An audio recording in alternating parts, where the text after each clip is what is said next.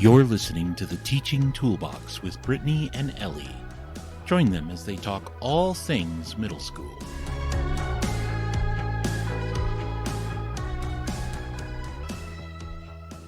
Howdy, I am Brittany, and I'm here with my friend Ellie.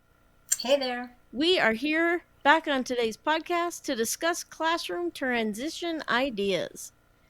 There are basically three types of transitions: coming into class and getting ready, switching between academic activities or subjects, and then leaving class, all of which are taught through clear explanations, modeling, practice, and then review as needed.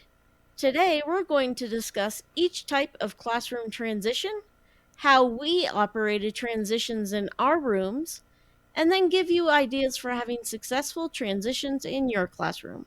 Let's get started. So, Ellie, what types of entering the classroom transitions did you do? How did you set it up so that kids came into your classroom? Well, if we think about the beginning of the day, the very beginning of the day, we had set routines so that students always knew exactly what they were supposed to do. We had a poster in the front of the room that had the routines on there, like go to your locker, get your materials for the first 4 periods, make sure that you have pencils, sign in on the sign-in sheet where they would mark their attendance. And then some years I had my homeroom class for my first period, and other years I didn't. So if I had my homeroom class for my first period, I would automatically have them get started on whatever the morning work was for that class. If I did not have them for that first period, then I would have them work on silent reading or, some other task that they had to start doing, some type of work that they could do during the few minutes while we were waiting for the bell to ring and announcements to start and that kind of thing. So we always had very set things that they were supposed to be doing when they came in so that they never came in and said, oh, what should I do right now? So that made transitioning into the day a little bit easier. How about you? If you think about the beginning of the day, did you have something set in place that they were supposed to do? Yeah, so I usually had a morning agenda up on the board via a slide up on the screen, and it usually had some steps that they were to take, like unpack and put in your lunch order, get your supplies, turn in any work, and then work on such and such. So there were usually somewhere between 4 to 6 commands for them up on the screen to do. And they knew where the lunch order system was. They knew where to get the work that they were supposed to work on. It was up on the front table always. They knew where to turn in work. There were clearly labeled baskets that were for each class or each period. There was a basket if they had a parent note, so that those I could quickly get and read to see if there was something I needed to attend to right away. So yeah, basically kind of the same system, but I had it up on the board instead of a poster. And then they were working while I did attendance, submitted the lunch order, and then handled any fires that needed to be put out. Yeah. Right. Sometimes I would play music during that time if I felt like they could handle it.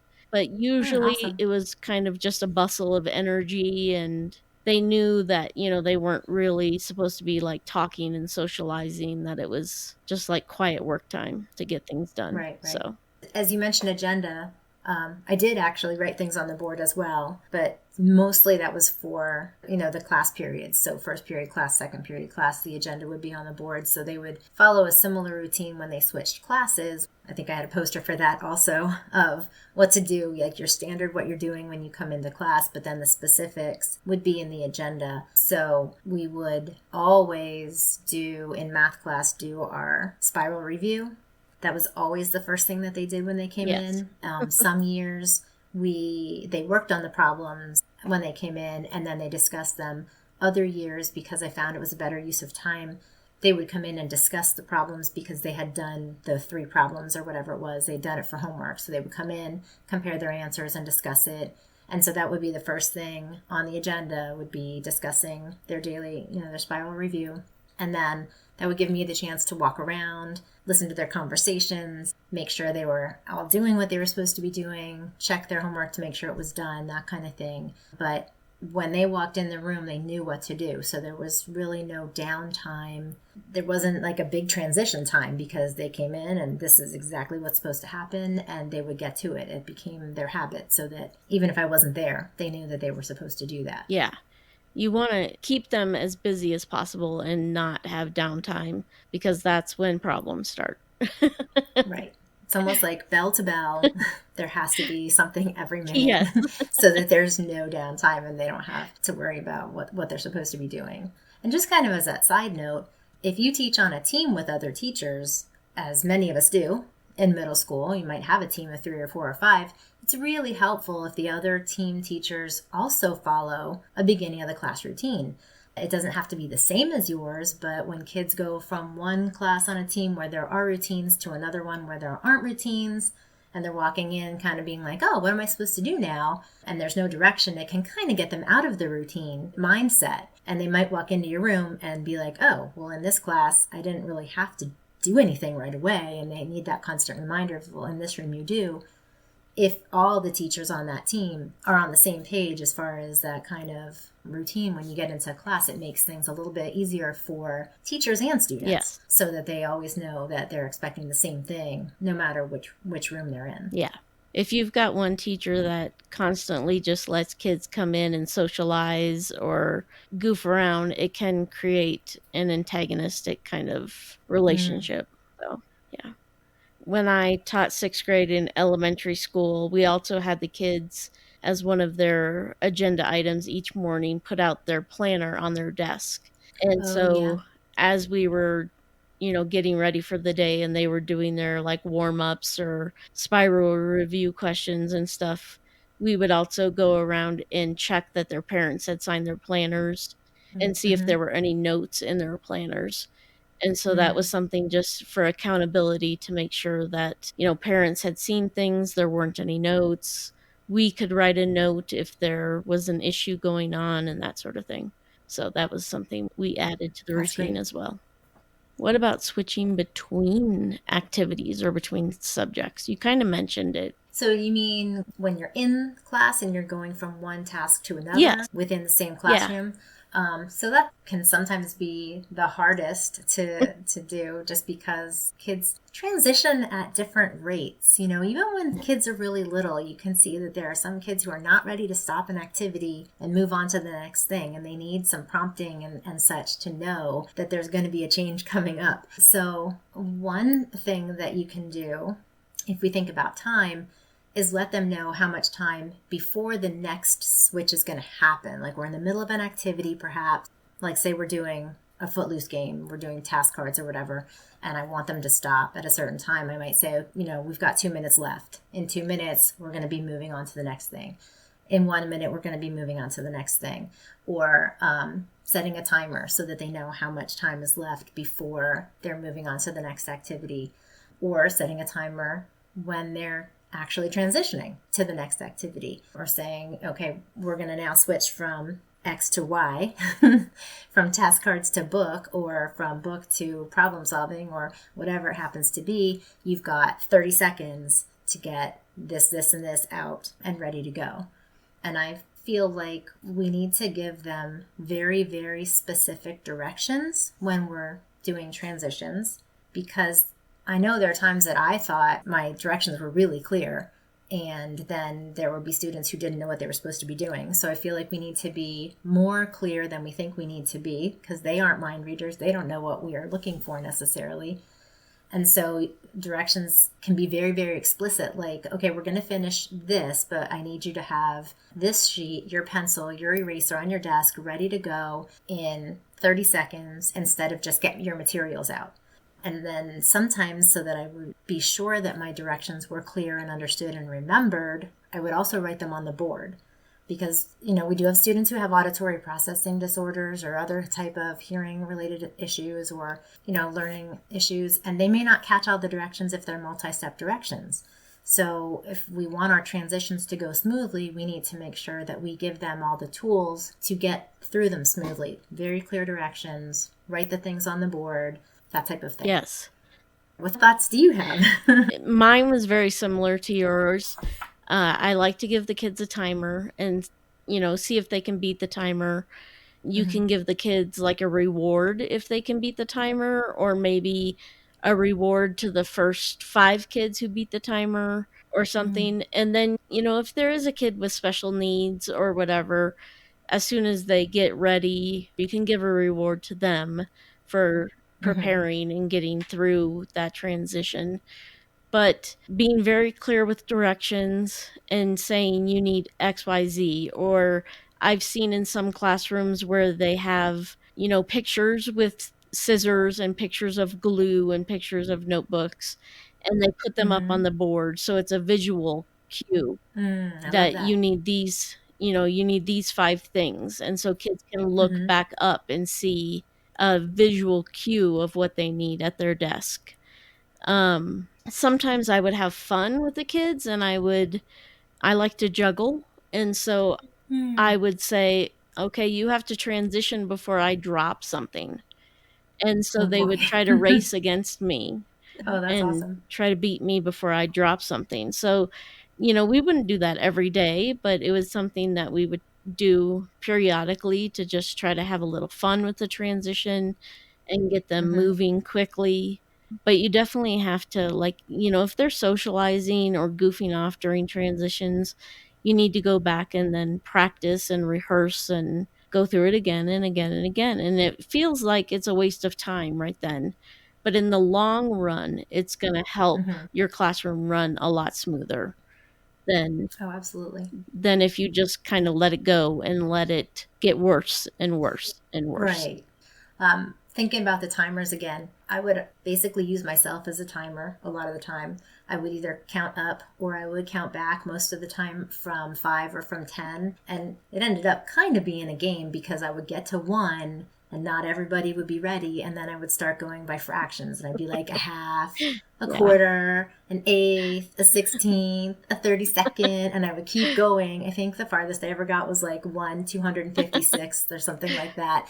But it, once they started hearing the fractions, they knew that they had to really move it because they were almost to 0. And I'm hopeful that by doing that numerous times, they started to understand that those are fractions that are between 1 and 0. So knowing that those fractions are getting closer to 0. But they seem to get a kick out of that, even though it wasn't something fun like juggling. That wasn't as much fun as that. They did seem to get a kick out of the fraction part and doing the countdown like that. Yeah. And I think transitioning between activities can be, like you mentioned, hard for some kids who do have auditory processing disorders, or might have visual processing disorders, or who have issues with just like neatness and organization, and so their tote or their locker or their desk is a disaster, and so they can't find their yellow folder, or and so they're hunting and it's folded in fourths but down in the bottom of their desk or their locker or whatever.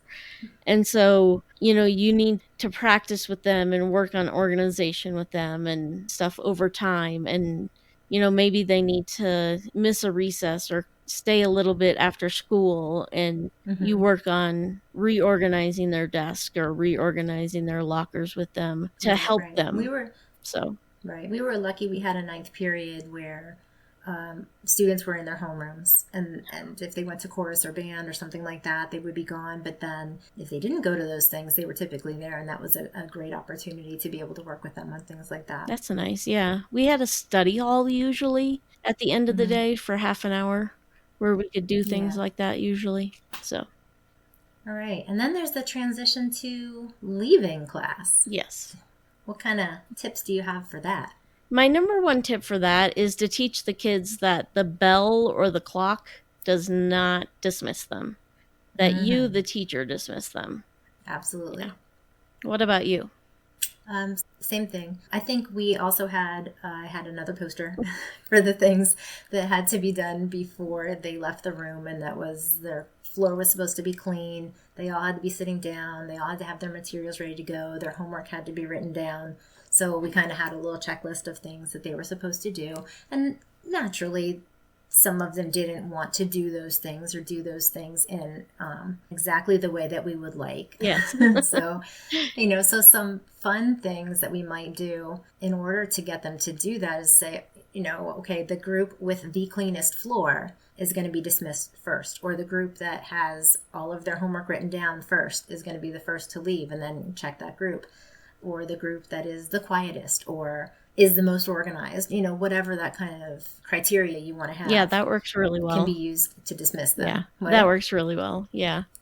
Another thing you can do upon exit time is like exit tickets, or give the kids a sticky note and have them write a reflection or a question they still have, or rate themselves on how they're understanding the information and have to turn that in before they're allowed to leave. And that kind of controls the outflow, so it's not a rush to the door kind of thing. Yeah. So. Yeah, I had an exit ticket poster in my room that was numbered from 1 to 30, and every student in the room had a number, a class number. So they would take those Post-its at the end of the class if I had an exit question or something, and they would write their number on the Post-it, write their work and their answer, and then put their Post-it on their number on the exit poster. So they would go do that, and then when they were done, they were allowed to leave. So like you said, that kind of controlled the flow a little bit. I didn't do it every day, but it was a good way some days to do that check, first of all, and then to get them out of the room in a slightly different way, a little bit more quietly. Yep. One thing I also made them do sometimes is I made them stand behind their chairs before they left to see that they were all pushed in. Yes. Because you know how the not pushed in chair can sometimes cause a fall or cause some issue for other kids if they're bumping into it. So I would make them stand behind the chair before they were allowed to be dismissed. Yes, yeah. We had to, at the end of the day, we had to put our chairs upside down on top of our desks. So that was the way that we dismissed at the end of the day. So, Yep, we did that too. Yeah. So having successful transitions can be an art form that comes with time. And even though every year is different, you can learn to master these periods of time with practice, ingenuity, and discipline. Be sure to hit follow or subscribe so you never miss an episode of the Teaching Toolbox Podcast. We'll see you later. Have a great day. You just listened to the Teaching Toolbox. Follow them on your favorite platform for more episodes and share it with a friend.